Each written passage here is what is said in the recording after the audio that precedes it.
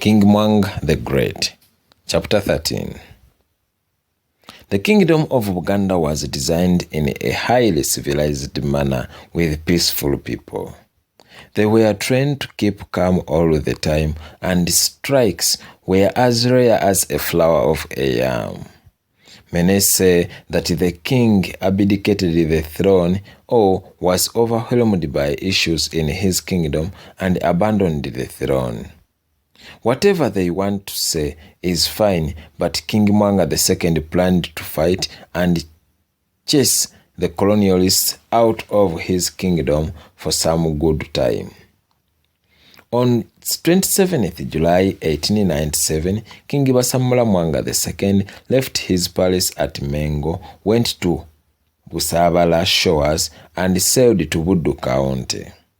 The Prime Minister of the time, Apollo Kagwa, and his colleagues arrested some of the county chiefs who were the king's close associates. These included John Waswa, Mukwenda, Mika Samatimba, and Kaima, who were exiled to Eldama Ravine in Kenya. The reason for their expulsion stemmed from their pledge to fight on the side of the king against the British administrators.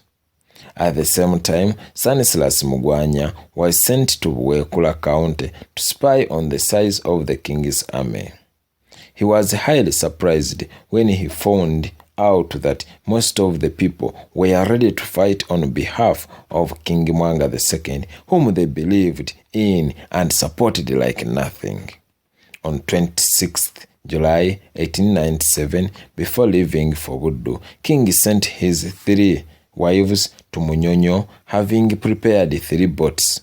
He then called the soothsayers and musicians who sang him 3 songs that went: "Go and tell Suna of Wamala that Mwanga, son of Makabia, is here dying with sadness. He is very angry. Go and tell Suna of Wamala that Mwanga, the son of Makabia, is here dying with sadness. He is very angry. The white man is barking, barking, barking. Whom is he barking? Splitting time has come. Splitting time has come." They sang until late, and the king called them back the following day. They sang as he listened. In the middle of the 3rd song, the king told the gentlemen and gatemen of the palace that he was going for crocodile hunting at Nkumba and was to come back before midday. He picked a Swahili book called Mwanzo and sloped towards Kibuye, then rode his horse with his guards Matthew, Kiza,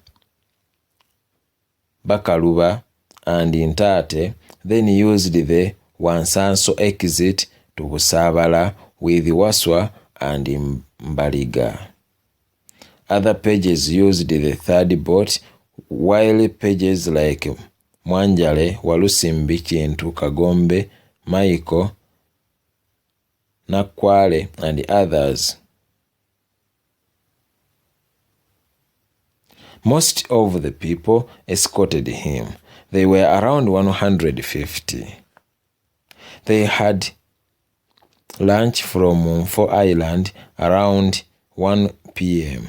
and sailed past Luwalamba Island, Bukasa, Bubeke, and spent the night at Buvi, then headed to Buddu the following day. Those who used the land joined him in Buddu. These, among other soldiers, included Gabriel Kintu, Morris Kinywachanku, Louis Katabalwa, and Gogwa. King Mwanga II managed to gather a large army of around 15,000 soldiers on spot and appointed General Louis Katabalwa to command them. This time, people of different religious beliefs joined the king to fight for a common cause.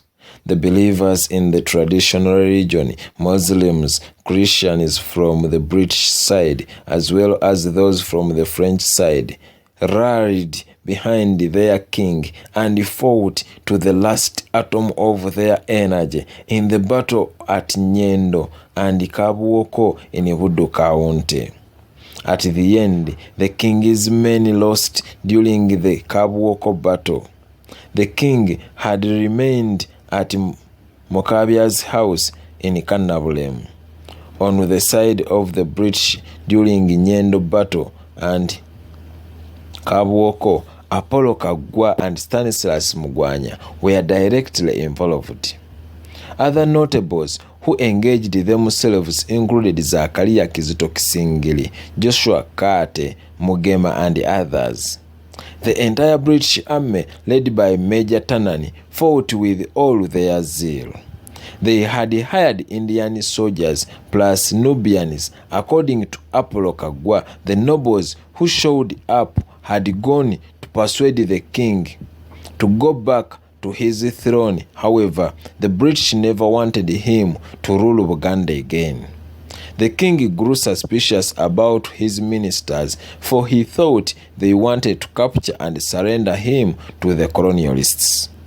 The king wrote a letter to his ministers through the chief of Koch County, Kamuswaga, and said, "The king has said that he has come to fight against the British, and after winning them, he is going to arrest and kill you all to restore peace in our nation." Following his defeat at Cabuoko, the king fled to Kaziba in Tanganyika and stayed with the missionaries whom he knew very well. He went with Matthew, Bakaluba, Kamya, Chintu, Lutaya, Mwanjale, Yairo, Kabujeme, and others.